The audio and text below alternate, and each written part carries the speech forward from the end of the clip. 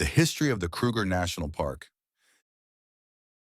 The history of the Kruger National Park doesn't begin with a man called Paul Kruger. It doesn't start in 1898, and it doesn't kick off with the arrival of the first tourists in 1927. The Kruger National Park is far older than the history books have jotted down.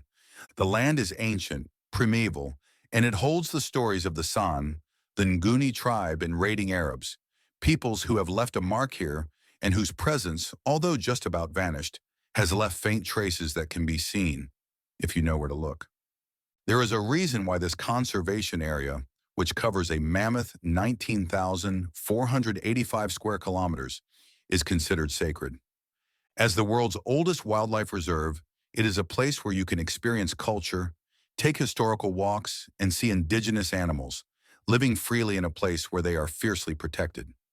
The history of the Kruger National Park is long, dating back to 1,500,000 BC rather than 1898. And while the park as we know it today was founded by a few wise men who understood the importance of preserving the animals and the land for future generations to enjoy, the ancient background story is just as worth knowing. In this guide, we're taking a walk back in time and introducing you to the Kruger as you might not know it. Who founded the Kruger? The Kruger National Park story is old, but the history of the park that we know begins with one man, Paul Kruger, the fifth president of the South African Republic in the late 19th century. A man of grit and a deep love for his homeland, Kruger recognized early on that the country's wildlife was disappearing at a worrying pace. Game hunting at that time was rampant, with no laws in place to control how many animals were hunted, and natural habitats were quickly being stripped away by the encroachment of farms.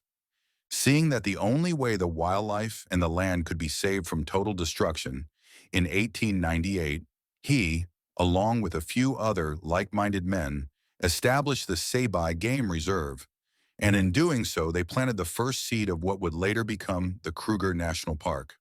Though Kruger himself wouldn't live to see the full realization of his dream, his legacy has shaped one of the world's most celebrated conservation areas. The history of the Kruger owes much to his foresight and stubborn passion for protecting South Africa's wild heritage, and his memory and care for the animals' lives on with the name of the park, as well as the few statues that have been erected of him. You can see his visage at Skukuza Camp, along with James Stevenson-Hamilton and a minister, and at Paul Kruger Gate. What is the origin story of the Kruger National Park? The history of the Kruger stretches far beyond its formal proclamation in 1926. Long before the National Parks Act merged the Sabie and Shingwedzi reserves into what we now know as the Kruger National Park, these plains were shaped by many lives. Early Stone Age hunters roamed the region over 500,000 years ago, followed much later by sand communities who left behind exquisite rock paintings, and more than 100 of these sacred sites still lie hidden across the park. The first recorded European to attempt an expedition into the area was Dutchman François de Kuiper of the Dutch East India Company. His party, however, was swiftly turned back near Gomondwan by local communities who were not impressed by these foreign trespassers. It wasn't until around 1838 that Voortrekker leaders Louis Trichardt and Hans van Rensburg managed to push further into the Lowveld and establish early outposts. Then came the gold hunters. The rumors of precious metals and the lure of ivory, skins, and horns brought waves of fortune seekers into the Lowveld, and with them came the heavy hunting pressure that decimated wildlife numbers at an alarming rate. It was this crisis that, when it finally reached the ears of President Paul Kruger, he began to campaign fiercely for a protected sanctuary in the region. Eventually, he persuaded the Transvaal Parliament to set aside land for conservation, laying the foundation for what would become South Africa's most iconic wildlife refuge. In 1926, the transition from scattered reserves to a unified national park officially took shape. Under the leadership of the first warden, James Stevenson-Hamilton, nicknamed Skukuza, or He Who Sweeps Clean, the land was restored from overhunted terrain into a thriving sanctuary. During his 44 years of service, he banned hunting, worked to suppress poaching, and slowly rewilded the region into the extraordinary ecosystem we treasure today. cementing his role in the history of the Kruger. Who owns the Kruger National Park? The Kruger is owned and managed by SANParks, South African National Parks, a government body tasked with conserving South Africa's natural and cultural heritage. SANParks runs 19 national parks throughout the country, but the Kruger is without a doubt its biggest project, as the park welcomes over 2 million travelers each year.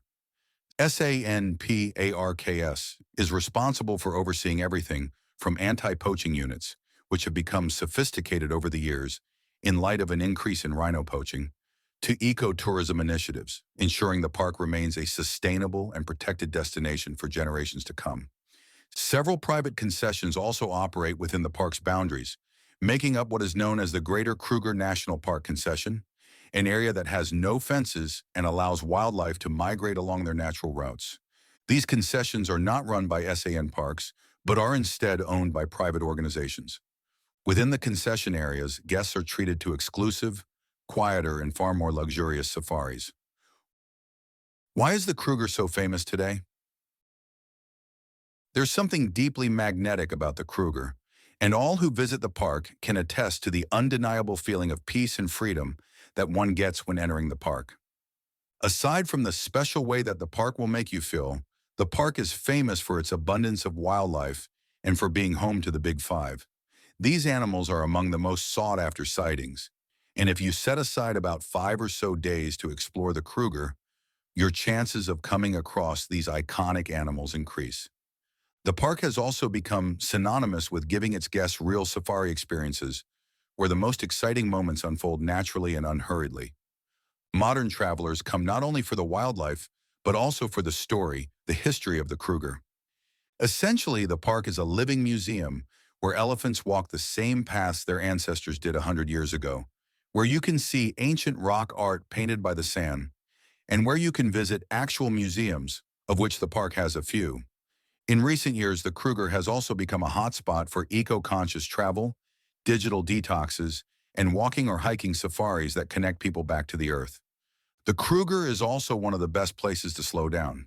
The pace is unlike the rush you might experience outside of the park, making it just the place to rest. How many visitors does the Kruger play host to annually? In the early days of the history of the Kruger, only a handful of guests visited. But now every year, over 2 million visitors pass through its gates. From families in self-drive vehicles, something that has been popular throughout the history of the Kruger, to honeymooners in private lodges, the Kruger welcomes travelers from every corner of the world. The most popular way to see the Kruger National Park is to book a safari game drive. There are plenty of reputable safari tour operators working in the park, and they offer a wide variety of safari options. Booking a guided tour takes the pressure out of having to drive yourself, and since it includes transfers, the whole experience is a lot more relaxing and enjoyable. The infrastructure is superb. There are 9 main gates, 12 main rest camps, and dozens of picnic spots, many with braai facilities if you wish to eat like a local, and some truly spectacular viewpoints, some of which allow you to exit your vehicle and have a walk around if you are brave. The Kruger National Park is a destination that everyone should visit at least once. If the history of the Kruger has stirred something deep in you, maybe it's time you did more than just read about it and start living it. Join us on a Kruger safari and experience a corner of Africa that has been loved by locals and international travelers alike for over 100 years.